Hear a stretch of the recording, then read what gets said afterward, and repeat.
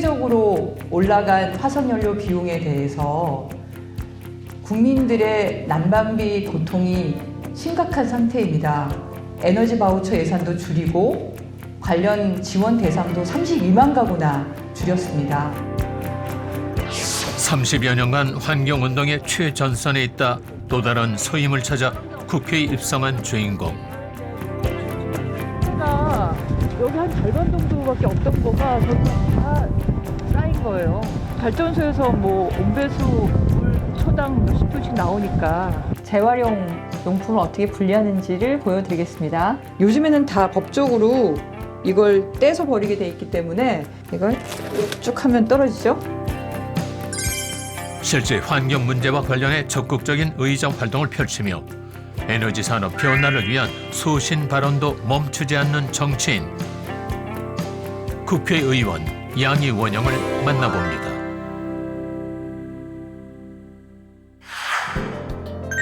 더불어민주당 비례대표로 국회와 정당에서 여러 환경위원회 중책을 맡고 있다. 양이원영 의원이 서울에서의 의정 활동을 급하게 정리하고 한걸음에 강릉을 찾았다. 바로 이곳 강동면 주민들과의 긴급 간담회 때문 시작하자마자 하소연이 쏟아졌다. 군대에서 훈련하는 줄 알았어요. 무슨 폭격기 이렇게 해갖고. 그게 1시간 반마다 한 번씩 나는 거예요? 아니 1시간 반도 아니고 그게 쫙 하고 조금 쉬었다가 또 쫙 하는데 시간 타임이 없어요. 그렇게 많이. 30분씩 할 때도 있고. 주기적으로 하는 거. 옆에 마을에 작년에 기형소가 나와가지고 현장에서 직접 듣는 주민들의 상황은 심각했다. 마을 인근에 있는 석탄 화력 발전소 때문에 소음은 물론 인체에 해를 끼칠 수 있는 공해가 발생하고 있다는 것이다.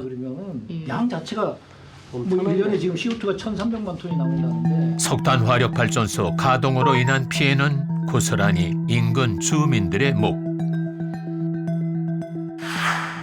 검은색의 분진.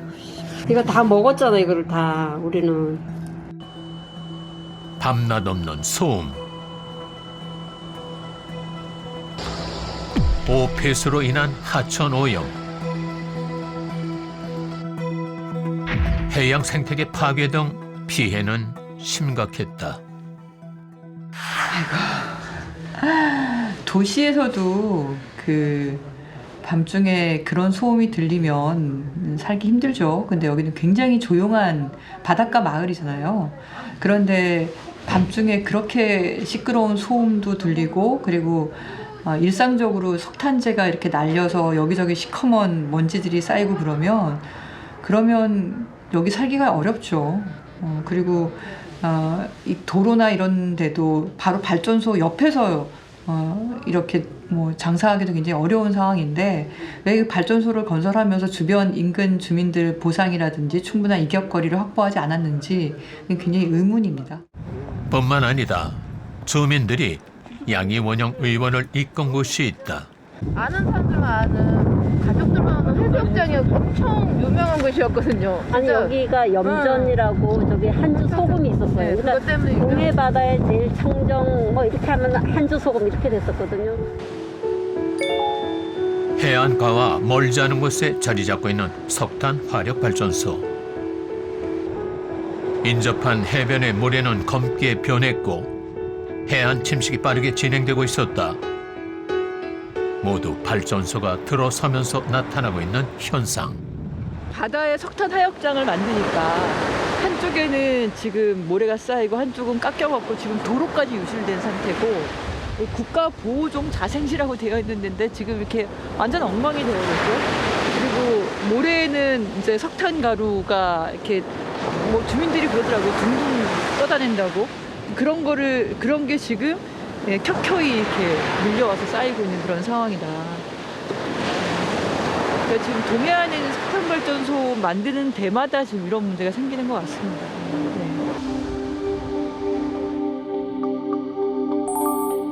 강원도 삼척시의 명소 맹방해변. 인근에 화력발전소 항만 건설이 진행되면서 해안 침식이 가속화되고 있다. 이게 이게 지금 계속 떨어져 나가는 게 더 심각하게 그렇죠. 지금 진행이 되고 있다는 예. 거잖아요. 그래서 그러니까 설 연휴 때만 해도 이 아파까지 있었는데 지금 그렇죠. 그 사이에 또 떨어져 나간 이틀 만에 거예요. 이게 다 날아간 거예요. BTS의 앨범 재킷 배경이 된 곳으로 한때 세계적인 관광 명소가 됐던 맹방 해변. 그러나 지금은 해안 침식으로 인해 은빛 모래가 예쁜 해변이란 명성도 과거의 모습도 찾아볼 수 없게 됐다. 석탄은 에너지원 중에서 오염이 가장 큰 연료예요.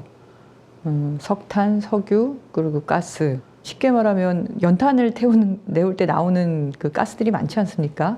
그런 각종 오염물질들이 방출이 많이 됩니다. 그래서 그거를 아무리 걸러낸다 하더라도 그 오염물질은 주변을 오염시킬 수밖에 없죠. 그래서 한 곳에 이렇게 발전소가 몰려있게 되면은 뭐 예를 들면 여러 가지 재난, 뭐 지진이라든지 아니면 뭐 해일이라든지 태풍이라든지 산불이라든지 우리가 예상하지 못하는 그런 자연재해로 이 발전소가 한꺼번에 중단될 수가 있어요. 그렇게 되면 우리나라 전체 광역정전이라고 하는 블랙아웃이 또 벌어질 수도 있고 여러 가지 문제가 있는 발전소들입니다. 양이원영 의원은 탈핵 운동을 펼치며 재생에너지 확대를 외쳐온 소위 잔뼈 굵은 환경운동가 출신이다. 핵발전소의 위험성을 말씀하시는데 눈물을 흘리면서 그때 강연을 하셨어요. 추운 날씨에도 불구하고. 그러면서 저희 삼척 핵발전소 예정 부지 고시 해제를 하는데 최첨단에서 저희들을 도와주셨어요. 국회에서는 이런 분이 없으면 저희 국가의 대한민국의 신재생 에너지로 가는 길은 단절이 될 거예요. 그만큼 이 양현영 의원님께서 하시는 이 행보가 우리나라의 큰 빛이 될 겁니다. 기후위기에 대응하고 또 핵발전소에서 벗어나고 딱 두 가지입니다. 그래서 그 두 가지 방향에 대해서 아주 오랫동안 일관성 있게 이제 활동을 해오셨고 또 주변에 있는 분들하고 늘 이제 이렇게 협조하면서 해왔기 때문에 많은 분들의 그 동의를 이끌어내고 그렇게 해서 환경운동을 성공적으로 이렇게 해 오신 분입니다. 양이원영 의원이 환경운동을 펼치다 국회에 입성한 이유는 무엇일까? 제가 목표로 하는 더 깨끗하고 안전한 에너지를 사용하는 그런 세상을 하려면 결국 정치가 바뀌어야겠더라고요. 제일 처음에는 저는 이제 주민들 이번에 그 강릉하고 석탄 지역에 갔던 것처럼 현장에 있는 주민들과 같이 운동을 했었어요. 제일 처음에는. 그러다가 그분들이 좀 서울에서 정책을 좀 제대로 해야지 이 문제가 풀리지 않겠냐. 왜 맨날 그냥 이렇게 문제가 터지고 나서야 그 수습하고 반대하고 막 그런 식으로 하는 건 너무 늦다. 정치 안으로 들어가야지, 정부 안으로 들어가야지, 정부와 직접적인 어떤 소통과 설득과 뭐 제시, 대안 제시 이런 걸 해야만 세상이 바뀌겠다 싶어서 이제 들어오게 된 거죠. 오늘은 양이원영 의원이 고대한 특별한 세미나가 있는 날. 바로 후쿠시마 오염수 방류 해외 전문가 초청 토론회다. 일본 정부는 지난 21년 4월 13일 오염수를 방류하겠다고 발표했는데 이르면 올 봄부터 이루어질 예정이다. 이에 문제는 없는지 조사하고 있는 전문가들과 함께 현 실태를 논의하는 자리다. The TEPCO data has been shared with KINS. It's a very important issue we're going to be discussing, which is the Pacific Island Forum. Is an organization of 18 countries. So I think it's very important that more events like this take place and that we really look at the data. We look at all the issues. We look at alternatives to this that have no transboundary concerns. In our report and in what we will discuss, we will also have some alternatives. It's not really necessary to have this release of all this water all at once like this. It's not appropriate. So we need more people looking at this and more events. 제가 제 학부 전공이 생물학입니다. 그래서 이 방수성물질의 양이원영 의원은 더불어민주당 후쿠시마 오염수 해양 방출 대응단의 간사를 맡고 있다.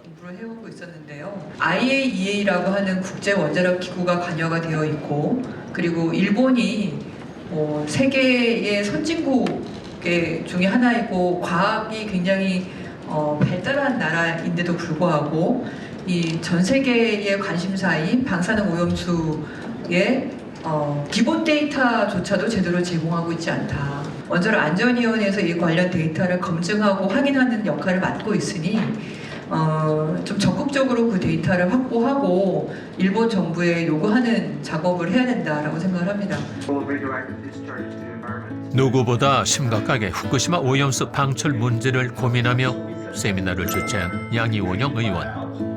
그건 곧 대한민국 국민의 안전을 확보하는 일이기도 하다. 왜냐하면 100% 제거되지 않은 방사능 오염수는 우리의 생각 이상으로 위험한 물질이기 때문이다. 후쿠시마 원전 사고는 지금 발생한 지 10년이 넘었잖아요. 근데 아직도 수습 중이에요. 거기서 방사성 물질이 녹아나는 게 바깥으로 계속 나오고 있어요. 그걸 최대한 이제 회수해가지고 그러니까 거른다고 하는데 그래도 생겨나는 방사능 오염수가 굉장히 많이 있는 상태죠. 탱크만 1000개가 넘게 있어요. 근데 이걸 바다로 지금 방류하겠다고 결정을 하지 않았습니까? 그걸 저는 내보내기 전에 안전하게 다 처리가 됐다라는 게 확인되는 게 그게 중요하고 그건 바로 옆 나라인 우리나라 정부가 해야 되는 거고 지금 윤석열 정부가 제대로 못하면 지금 태평양 연안국가하고 저희가 협의를 해서라도 어쨌든 확인하는 게 필요하다고 생각합니다. 그래서 그 토론을 하게 된 거죠. 한전체 발행 한도를 늘리는 것은 미봉책일 뿐이며 밑빠진 독에 물을 붓는 것에 불과합니다. 근본적인 대책 없이 한전체 발행 한도만 높이는 것은 국가 경제에 큰 부담이 될 것입니다. 뿐만 아니라 한전 적자 대책 마련, 재생에너지 확대 등 국회에서도 적극적으로 목소리를 내고 있다. 환경과 에너지 산업을 위한 국정활동은 가결된 대표 발의 법안에도 잘 나타나 있다. 제가 첫 번째 발의했고 통과된 법안이 탄소인지 예산 제도예요. 온실가스를 방출하지 않도록 똑같은 비용을 들이더라도 온실가스를 저감하는 그런 예산 투여를 할 수 있도록 하도록 만드는 법을 제가 발의를 했고 그게 통과가 됐습니다. 그리고 또 기억에 남는 것 중에 하나가 왜 야생동물들을 해외에 그 택배로 이렇게 택배 상자에다가 수입하고 그리고 그걸 나르고 하면서 그 안에서 그 동물들이 죽어나가는 일들이 많았잖아요. 화이트 리스트라 그래서 리스트를 정해서 관리할 수 있도록 만드는 뭐 야생 동식물들을 무분별하게 수입하고 판매하고 하는 거를 좀 관리할 수 있게 만드는 법을 발의하기도 했거든요. 그것도 통과된 게 좀 의미가 있다고 생각을 합니다. 난방비 이슈로 떠들썩해진 국회.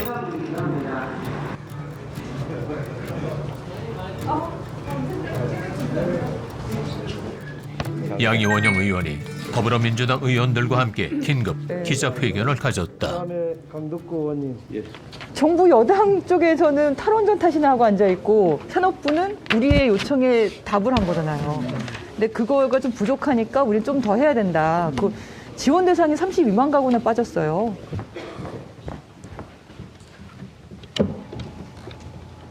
지금 전 세계적으로 올라간 화석연료 비용에 대해서 국민들의 난방비 고통이 심각한 상태입니다. 이 건에 대해서 우리나라뿐만이 아니라 다른 모든 나라들이 에너지 지원금을 늘리고 있습니다. 심지어 영국 정부는 에너지 재난지원금이라고 하면서 68조 5조 원이나 되는 예산을 책정하고 있는 상황입니다. 근데 우리나라는 오히려 에너지 바우처 예산도 줄이고 관련 지원 대상도 32만 가구나 줄였습니다. 더불어민주당 탄소중립위원회가 난방비 폭탄 해결을 위해 재생에너지 확대와 난방비 지원을 촉구하는 자리였다. 재생에너지 확대가 화석연료비 급등의 해결 방안이라는 것을 강조한 것이다.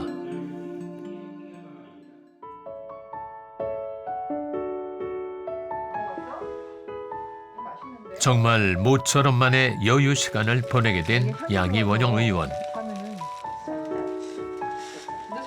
의정 활동이 없는 날이면 이렇듯 평범한 주부가 된다. 이걸 했기 안 했네. 집에 있을 때는 부엌에 들어가가지고 잘해요. 뭐 이러고저러. 청소도 뭐 너무 꼼꼼하게 해갖고 애들 저희 아빠가 사이가 뭐 속상해요. 너무 지나치게 깔끔하게 하려고 그래가지고. 20년 넘게 홀로 지내시는 친정어머니. 쉬는 날엔 함께 시간을 보내려 노력한다고. 그러니까 사이가 그러잖아. 아, 네. 어제 토요일인데 뭐 한다고 그렇게 늦게 왔어? 어제는 목포 갔다 왔거든요. 갔다 오고 나서 밤에 한 10시 반쯤 또 이재명 대표 수사받고 나온다 그래가지고. 네. 바쁜 일에 몸 상할까 걱정이 많은 엄마. 그런데 얼마 전 본의 아니게 자신이 한 일이 딸에게 상처를 주기도 했다.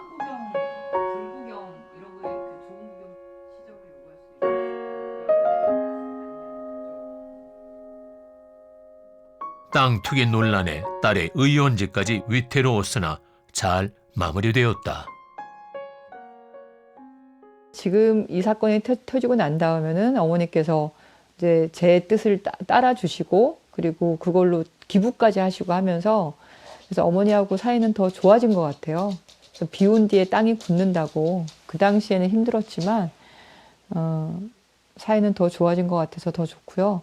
그리고 저는 사실은 반성도 하게 된 게 뭐 세상 구한다고 시민단체 활동을 하면서 여기저기 뛰어다녔는데 정작 어머니는 돌보지 않은 거거든요. 아유 너무 죄송해가지고 제가 혼자서 그 고민을 하셨을까 생각하니까 너무 죄송한 마음도 많이 들고 반성도 많이 됐어요. 비온 뒤 땅이 굳듯 더 큰 깨달음을 얻었다는 양이원영 의원. 친정 어머니를 더욱 아끼고 사랑할 것이다.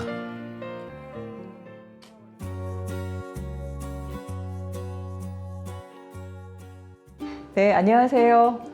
바람과 해를 담은 정치 더불어민주당 국회의원 양이원영입니다. 제가 브이로그를 하게 된 건요. 저희 방에서 하고 있는 재활용 잘 정리하는 방법 그리고 컵라면을 얼마나 친환경적으로 먹을 수 있는지 두 가지를 알려드리기 위해서 브이로그를 시작하게 됐습니다. 저를 따라와 보시죠.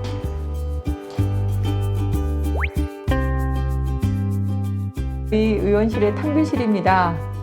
탕비실에서 재활용 용품을 어떻게 분리하는지를 보여드리겠습니다. 저희 사무실에는 일회용품을 쓰지 않습니다. 네, 다 보시면 도시락 용기도 있고 그리고 숟가락, 젓가락 다 스테인리스죠. 저희 우유를 저희 방에서 먹고 있는데요. 이걸 재활용을 제대로 되게 하려면 이걸 먹고 그냥 버리면 안 되거든요. 이걸 물로 헹궈야 됩니다. 그리고 겉에 필름이 재질이 똑같은 게 아니기 때문에 요즘에는 다 법적으로 이걸 떼서 버리게 돼 있기 때문에 여기에 점점점 찍어서 잘 떨어지게 만들어 놨어요. 이걸 쭉 하면 떨어지죠? 하고 해서 여기다가 버립니다. 제가 저희 방에 잔소리를 많이 하는데요. 이게 깨끗하게 씻어가지고 지금 이렇게 버려지고 있잖아요. 처음에 왔을 때 그렇게 하지 않아가지고 제가 잔소리를 많이 했어요. 여기에 막 버려져 있는 거를 다 빼가지고 그걸 다 씻고 이렇게 제가 하니까 그리고 누가 그랬는지를 확인을 하면 이제 그 다음부터 안 하거든요. 네, 그렇게 몇 번 했더니 그 다음에 깨끗해졌네요. 네, 그리고 또 하나 알려드릴 게 친환경 하면은 컵라면 안 먹을 것 같은데 필요할 때는 먹어야죠. 어쩔 수 없잖아요. 그렇죠? 네, 필요할 때 어떻게 먹냐가 중요해요.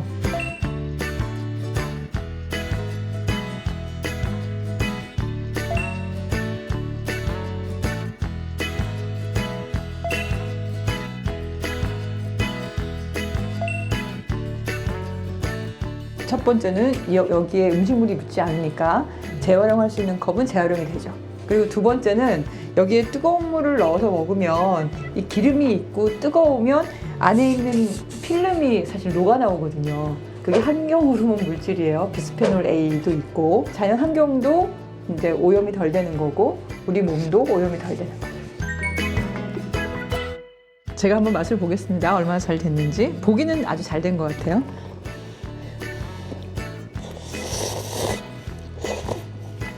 맛있네요. 맛있습니다. 맛 좀 보세요.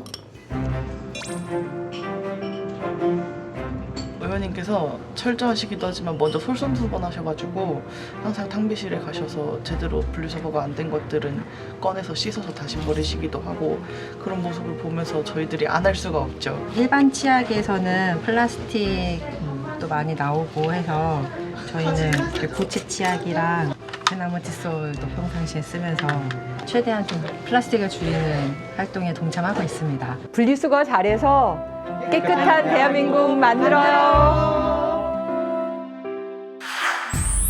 환경을 위한 정치인 양이원영 의원에게 묻는다.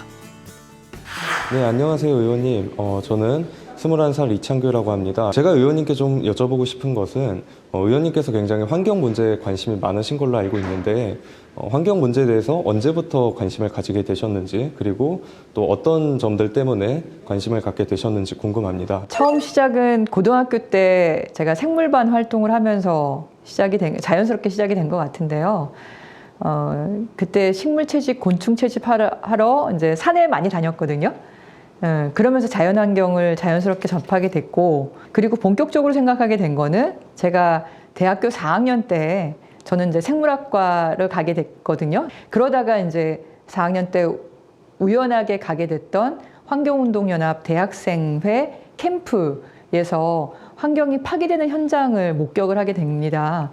근데 그걸 보고는 이제 마음을 먹은 거죠. 지금은 학자보다는 활동가가 필요한 시대가 아닌가. 내가 그 활동가가 돼야겠다라고 마음 먹고 학부조교를 그만두고 학생 운동단체에서 환경위원장으로 이제 운동을 시작하게 됩니다.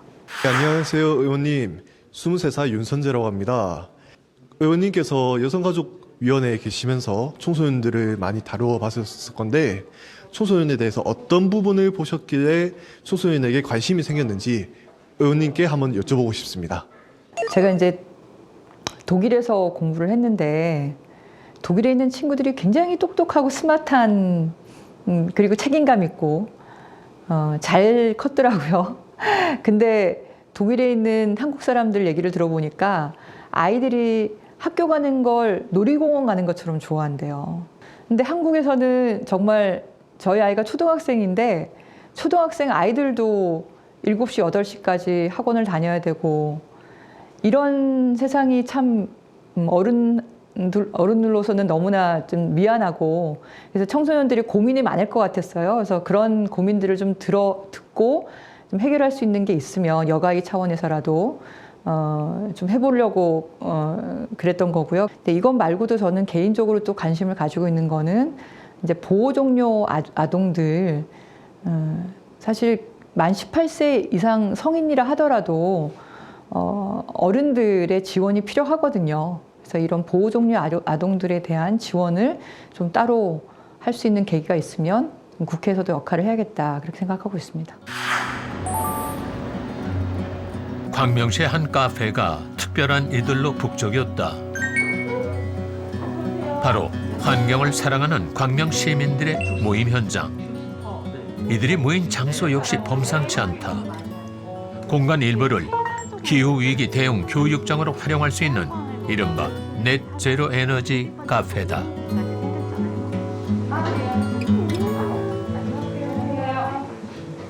광명에 소속된 여러 가지 활동은 다르지만 사실은 같은 공통된 주제는 환경입니다. 그래서 광명을 위해서 지속 가능한 그런 환경을 만들기 위해서 여러 이런 단체에서 왔던 그런 대표들이 있고요. 광명시는 10개 이상의 기관, 단체상을 받은 탄소 중립 모태 도시. 이런 도시를 만든 시민들이 모이는 자리에 양이원영 의원이 빠질 리 없다. 광명시에 기후의병이 1,300명이 났다는 얘기를 듣고 너무 감동을 받아가지고요. 한번 찾아뵙고 말씀도 듣고 했으면 좋겠다는 생각이 들었는데 거기다가 넷제로 카페도 또 있대요. 광명에. 그래서 넷제로 카페에서 기후의병 분들을 모시고 얘기를 좀 듣는 자리를 마련했습니다. 사소하지만 그 인식 개선이라는 게 플로깅은 되게 작은데 이게 근린공원을 가면은 플로깅을 할 게 없어요 거기는. 네, 너무 깨끗하게 돼 있어서 인식 개선이 먼저 우선적으로 이루어지면 그 뒤에 하는 것들은 조금 그런 생각을 가지고 있는 게 정말 소중한 거예요. 그런 생각을 가지고 사실 그 플로깅 한다는 게 자기 시간을 투자하는 거 아니에요. 거기까지 와서 노동을 하고 하는 건데. 양이원영 의원은 오늘 모임을 통해 느낀 바가 크다. 현재 우리나라에서 탄소 중립을 광명시 시민들처럼 실천하는 도시는 많지 않다. 그러나 머지않은 시점에 큰 공감대가 이루어질 것이라 양이원영 의원은 굳게 믿고 있다.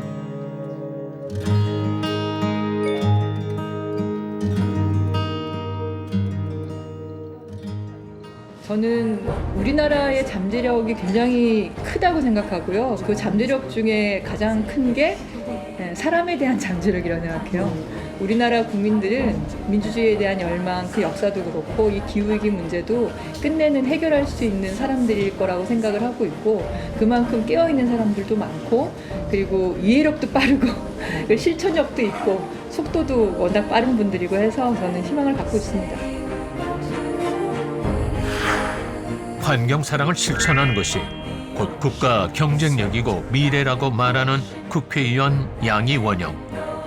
앞으로도 환경을 지키려는 당찬 도약은 계속될 것이다.